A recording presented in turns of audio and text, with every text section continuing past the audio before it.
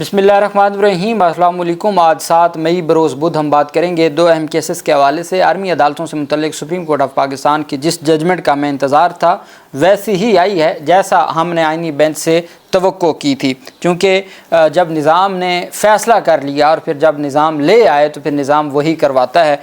और ये चीज़ें आइन और कानून के मुताबिक जिस तरीके से मैं समझता हूँ 5 जजेस ने पहले फ़ैसला दिया था और 2 जजेस आज साथ शामिल हो गए। ये टोटल 7 जज हैं सुप्रीम कोर्ट ऑफ पाकिस्तान के जिन्होंने बुनियादी इंसानी हकूक़ के ख़िलाफ़ करार दिया है सिविलियन का। जो पहला था फिर अपील हुई, अपील 7 रुकनी बेंच थी और उसमें 2 जजेस ने फिर अपील जो है वो, अब 5 जजेस के फ़ैसले के ख़िलाफ़ 5 जज अपील नहीं सुन सकते थे, इस वजह से 7 रुकनी बेंच बनाया। 7 में से 2 जजेस ने कहा कि जी वो जो 5 जजेस का फ़ैसला था वो दुरुस्त था, तो जो दुरुस्त कहने वाले हैं या आर्मी अदालतों में सिविलियन का ट्रायल कलअदम करार देने वाले हैं वो 7 हो गए और उसको जायज़ करार देने वाले वो 5 हो गए। ये चूँकि हमारे मुल्क का एक निज़ाम है। फिर इसमें जस्टिस जमाल मंदोखेल साहब और नईम अख्तर अफ़गान साहब ने एक बड़ा तगड़ा इख्तलाफी नोट लिखा है। उन्होंने ना सिर्फ 9 मई की सज़ाओं को कलअदम करार दिया है बल्कि उन्होंने कहा है कि फ़ौरी तौर पर उनको डिस्चार्ज किया जाए। अच्छा, उसके अलावा जो आईन पाकिस्तान की शिक्कों का हवाला दिया गया उसके ऊपर भी हम बात करेंगे। 7 रुकनी बेंच था, 7 रुकनी बेंच आईनी बेंच ये बनाया गया। पहले ये आईनी बेंच नहीं था जब सरदार तारिक मसूद इसके हेड थे, जिन्होंने पहला जब अपीलें जो पाकिस्तान तहरीक इंसाफ ने रिट पिटिशंस दायर की थी और जवाद ख्वाजा ने, एतजाज़ हसन ने रिट पिटिशंस दायर की थी, उस पर अपना जो माइंड डिस्क्लोज़ कर गए थे सरदार तारिक मसूद साहब। फिर जब अपीलें आईं तो अपीलों में सरबराही दे दी तारिक मसूद साहब को, उनके ऊपर एतराज़ किया। उन्होंने पहले ये किया कि वो फ़ैसला मुअत्तल कर दिया और आर्मी अदालतों को कहा कि वो ट्रायल जारी रखें। फिर उसके बाद आपने देखा कि वो उन्होंने ये कहा कि चूँकि मुझ पे एतराज़ किया जा रहा है तो वो ख़ुद बेंच से अलग हो गए, बेंच टूट गया और इतने में 26वीं तरमीम का इंतज़ार हुआ। 26वीं तरमीम हो गई और फ़ायज़ ईसा ने पूरा बंदोबस्त किया हुआ था। वो जो पहले बल्ले का निशान, उसके बाद पाकिस्तान तहरीक इंसाफ की लेवल प्लेइंग फील्ड, फिर उसके बाद मखसूस नशिस्तों के फ़ैसले पर अमल दरामद ना होने देना और फिर जो आर्टिकल 63 के हवाले से था, ये पूरा सारा कुछ ऐसे इसको चलाया जा रहा था। अब जब 7 रुकनी बेंच बन गया तो 7 रुकनी बेंच में 54 समातें हुई और ये मामला डिले होते होते होते कई महीने गुजर गए और फिर बिलाखिर फ़ैसला महफूज हुआ।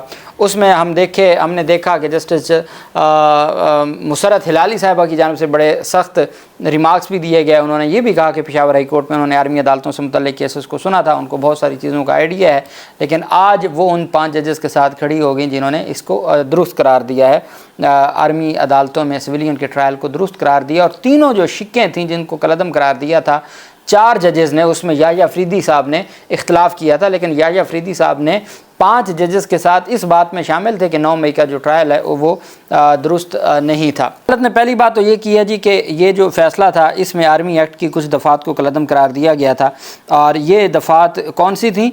ये जो under sub section clauses 1 and 2 of clause D of sub section 1 of section 2 of the Pakistan army act and read with subsection 4 of the section 59 the Army Act 1952, जो clause 1 and 2 है of clause D1 D2 और sub section ये 2 section 2 की clause D और आगे सब clause D1 और D2, ये 2 थे और एक था सेक्शन 59 सब सेक्शन 4 था, उसको कलअदम करार दिया गया था। Subject to clause 8 of this short order, the limitation period for filing an appeal by the convicts against their conviction before the High Court।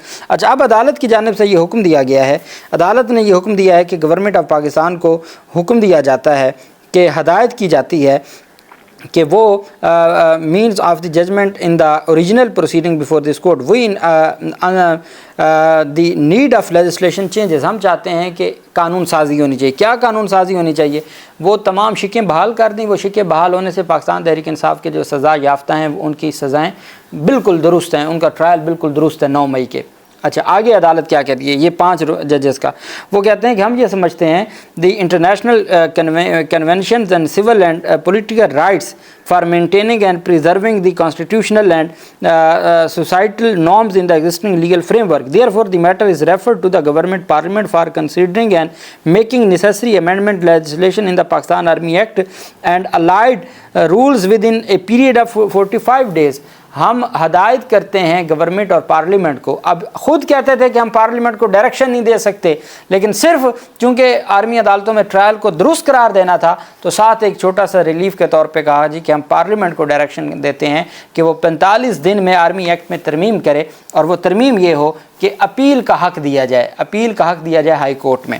اچھا، آگے عدالت کہتی ہے کہ جب اپیل کا حق 45 دنوں میں دے دیا جائے گا اور اس کے بعد جن کو سزائیں ہوئی ہیں ان کی لمیٹیشن نہیں ہوگی، وہ پھر فوری طور پہ اپنی جو فیصلے ہیں ان کو چیلنج کریں گے ہائی کورٹ میں. تو وہ یہ نہیں ہوگا کہ ان کا اپیل کا ٹائم گزر جائے گا، نہیں، وہ اپنے فیصلے تب چیلنج کر سکیں گے ہائی کورٹ میں. دوسرا، عدالت نے کہا، سپریم کورٹ آف پاکستان نے کہا کہ جی جو ان کی سزائیں ہوں گی وہ جو فائنل آؤٹ کم ہوگا سپریم کورٹ فائنل آؤٹ کم ہوگا ہائی کورٹ میں اپیل کا، اس پہ ڈیپینڈ کریں گی.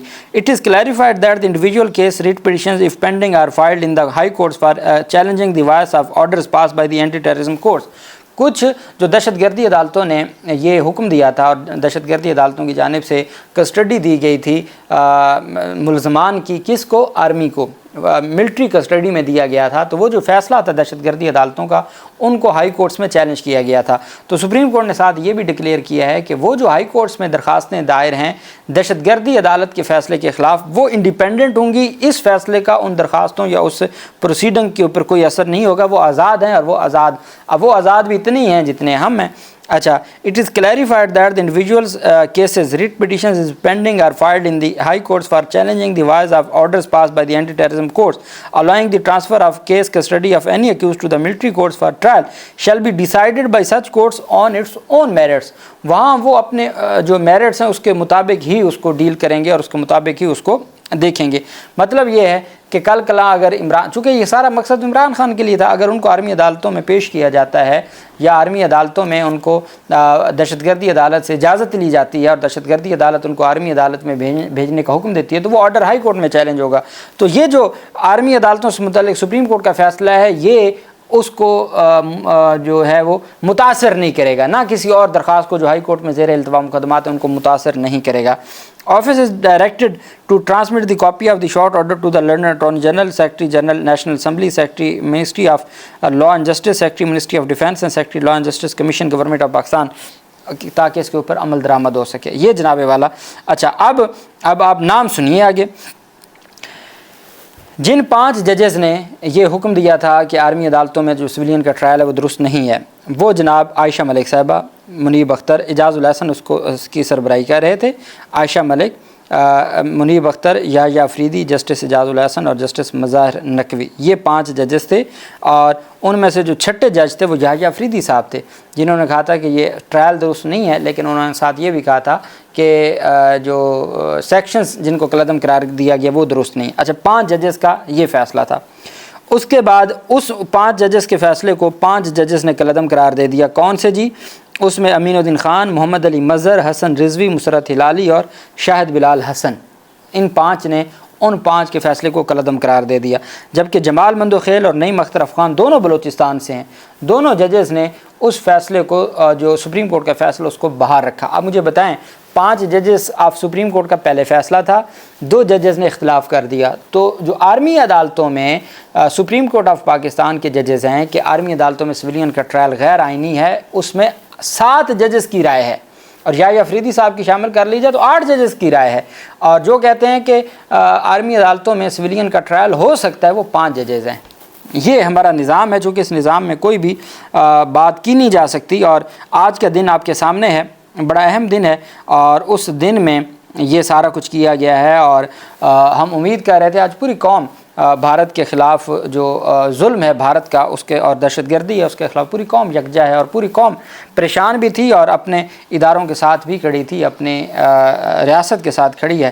لیکن ایک ایسے موقع پہ ٹائمنگ تبدیل ہو سکتی تھی، کون سا آج فیصلہ دینا لازم تھا. اور فیصلے کا تو عوام کو پہلے پتہ تھا کہ کیا آئین اور قانون کے مطابق آ سکتا ہے. اور میں یہ سمجھتا ہوں بطور قانون کا طالب علم اتنی رائے دینا میرا حق ہے کہ یہ ذوالفقار علی بھٹو کے فیصلے سے زیادہ ظلم ہے ہمارے نظام قانون کے ساتھ. یہ جو فیصلہ ہے یہ آئین اور قانون کے مطابق میں یہ سمجھتا ہوں کہ یہ ذوالفقار علی بھٹو سے سخت فیصلہ ہے. اور پھر پتہ نہیں اس کے اوپر کب ریویو ہوگا اور کب فل بینچ بنے گے، کب ریفرنس ہوں گے اور کب پھر کیا کہا جائے گا. یہ ایک اہم چیز ہے. اچھا، دو ججز نے جو اختلاف کیا ہے لمبی ان کی جانب سے بات کی گئی، میں مختصر آپ کو بتا دیتا ہوں۔ سپریم کورٹ کی جانب سے سویلینز کے فوجی عدالتوں میں ٹرائل سے متعلق اہم آئینی مقدمے کے فیصلے پر جسٹس جمال اور جسٹس نعیم اختر افغان نے اختلافی نوٹ جاری کرتے ہوئے 9 مئی کے واقعات پر ملوث سویلینز کے ملٹری ٹرائل کو غیر آئینی قرار دے دیا۔ اپنے اختلافی نوٹ میں دونوں جج صاحبان نے موقف اختیار کیا کہ آرمی ایکٹ کا اطلاق صرف اور صرف مسلح افواج کے اہلکاروں پر ہوتا ہے اور سویلینز پر اس کا نفاذ آئین کی روح کے منافی ہے۔ آرٹیکل 175A کا حوالہ دیتے ہوئے کہا کہ عدالتوں کے قیام اور ان کے اختیارات آئین میں واضح طور پر درج ہیں اور عدالتی نظام کو انتظامیہ ایگزیکٹو سے مکمل طور پر الگ رکھا گیا ہے۔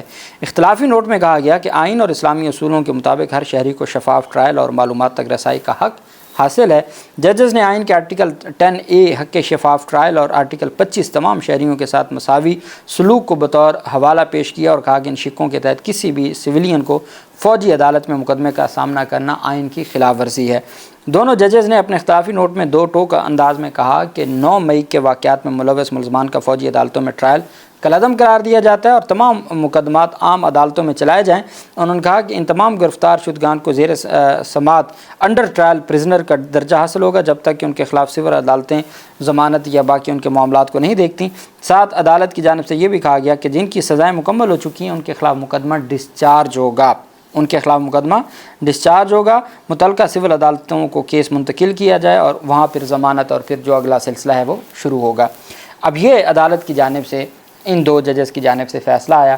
وہ 5 جج کہہ رہے ہیں جی کہ آرمی عدالتوں کا جو ٹرائل ہے وہ درست ہے، اور ساتھ کہا جی کہ صرف ہائی کورٹ میں اپیل کا حق دے دیا جائے، چونکہ بین الاقوامی قوانین بھی یہ کہتے ہیں، اس کے لیے یہ معاملہ بھجوائیں پارلیمنٹ کو 45 دن کے اندر وہ اپنی اپیل وہ 45 دن کے اندر ترمیم کریں، آرمی ایکٹ میں ترمیم کر کے اپیل کا حق لے کے آئیں، اپیل کا حق لے کے آئیں گے۔ اور یہ بھی ہو سکتا ہے کہ اب ان کے پاس جو آج ہوا ہے تو اب کسی کو لگتا ہے کہ مخصوص نشستیں پی ٹی آئی کو ملیں گی، الٹیمیٹ وہ بھی واپس چلی جانی ہے، اس کے بعد 27ویں ترمیم ہوگی، تو ہو سکتا ہے 27ویں ترمیم میں ہی یہ جو آئین میں ہی ترمیم کر دی جائے اور سپریم کورٹ کا یہ فیصلہ 45 دن والا اس حد تک بھی غیر مؤثر کر دیا جائے، کچھ بھی ممکن ہے۔